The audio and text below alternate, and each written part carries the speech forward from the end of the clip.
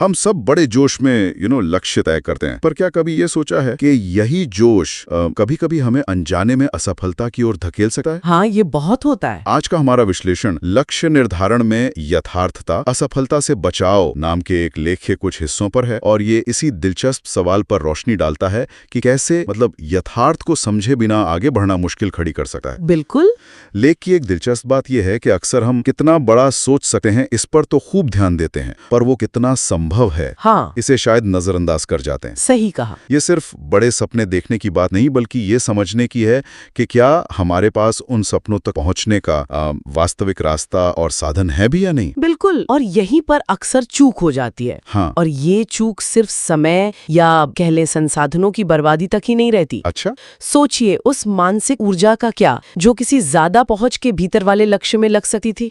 लेख इशारा करता है कि अव्यावहारिक लक्ष्य एक तरह की सोच की सुरंग बना देते हैं। सोच की सुरंग, दिलचस्प। हाँ, जहाँ हम बस अपनी काल्पनिक सफलता की चकाचौंध देखते रहते हैं और रास्ते की असल मुश्किलों या अपनी तैयारी की कमियों को देख ही नहीं पाते। हाँ, बिल्कुल देख ही नहीं पाते, और यहीं से मुश्किल शुरू होती है। अच्छा। जब लक्ष्य ही इतना धुंधला या पहुंच से बाहर हो तो उसके लिए एक ठोस कदम दर कदम योजना बनाना वो लगभग नामुमकिन हो जाता है। नामुमकिन? हाँ, करीब करीब। योजना तो तभी कारगर होती है जब पता हो कि पहला कदम कहाँ रखना है, दूसरा कहाँ, और मंजिल कितनी दूर है। सही। बिना इसके सारी मेहनत बस हवा में तीर चलाने जैसी हो जाती है, नतीजा अक्सर शून्य। अच्छा, यहाँ एक सवाल मन में आता है, क्या इसका मतलब ये है कि हमें बड़े महत्वाकांक्षी लक्ष्य रखने ही नहीं चाहिए? क्या थोड़ी सी अव्यावहारिकता जो हमें अपनी सीमाओं से शायद आगे धकेलती है वो हमेशा नुकसानदेह ही होती है? नहीं, ये बहुत अहम सवाल है, और लेख का उद्देश्य बड़े सपनों को छोटा करना बिल्कुल नहीं है। अच्छा। फर्क समझना होगा महत्वाकांक्षा और अंधे उत्साह के बीच। हाँ, ये जरूरी है। लेख असल में बिना सोचे समझे, बिना अपनी तैयारी और परिस्थितियों का जायजा लिए कूद पड़ने से आगाह करता है।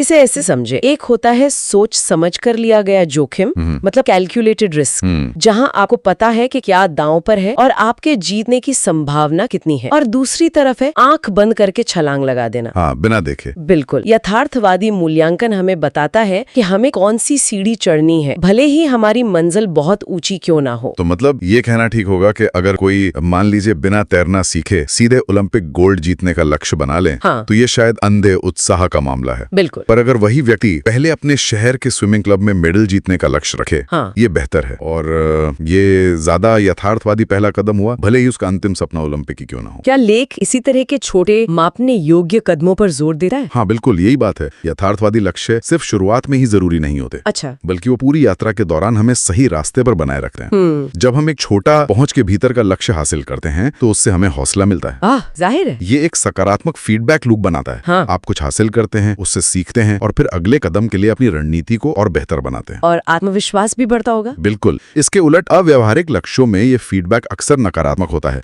लगातार असफलता मिलती है, निराशा बढ़ती है, और इंसान शायद बीच में ही छोड़ देता है। हाँ, कई बार हार मान लेता है। एक और बात जो शायद लेख छूता है वो है खुद का मूल्यांकन करने में होने वाली चूक। खुद का मूल्यांकन हम इंसान अक्सर अपनी क्षमताओं को लेकर कुछ ज्यादा ही आशावादी हो जाते हैं। अपनी ताकत को बढ़ा चढ़ा कर आंकते हैं और आने वाली चुनौतियों को कम। हाँ, ये तो होता है, सब हो जाएगा वाली सोच। बिल्कुल। इसे आशावाद पूर्वाग्रह या ऑप्टिमिज्म बायस भी कहते हैं। इसीलिए लक्ष्य तय करने से पहले शायद किसी भरोसेमंद दोस्त या मेंटर से सलाह लेना, बाहरी नजरिया, या फिर अपने पिछले अनुभवों का ईमानदारी से विश्लेषण करना, वो बहुत जरूरी हो जाता है। तो इस पूरी बातचीत का सार ये निकल रहा है कि लक्ष्य तय करते समय सिर्फ दिल की उड़ान ही नहीं बल्कि जमीनी हकीकत का भी ध्यान रखना बेहद जरूरी है। बिल्कुल। अपने सपनों को हकीकत की कसौटी पर कसना, उन्हें व्यवहारिक कदमों में तोड़ना, ये प्रक्रिया शायद सुनने में उतनी रोमांचक ना लगे। हाँ, शायद नहीं। पर जैसा कि स्रोत बताता है, लंबे समय में सफलता, संतोष और सबसे जरूरी बेवजह की निराशा और भटकाव से बचने का यही सबसे कारगर तरीका है। और ये सब हमें एक गहरे सवाल पर सोचने को मजबूर करता है। क्या? हम अक्सर बाहरी दुनिया, बाजार या दूसरों का विश्लेषण तो बड़ी बारीकी से करते हैं। हाँ, करते हैं। पर क्या हम अपनी अंदरूनी क्षमताओं, अपनी वास्तविक सीमाओं और अपनी सच्ची इच्छाओं को भी उतनी ही ईमानदारी और गहराई से आंकते हैं? ये तो सोचने वाली बात है। शायद किसी भी लक्ष्य की यथार्थता को समझने की पहली सीढ़ी खुद को सही मायने में समझना है। खुद को समझना। हाँ, इस पर थोड़ा विचार करना शायद हमारे अगले बड़े कदम को सही दिशा देने में मददगार साबित हो।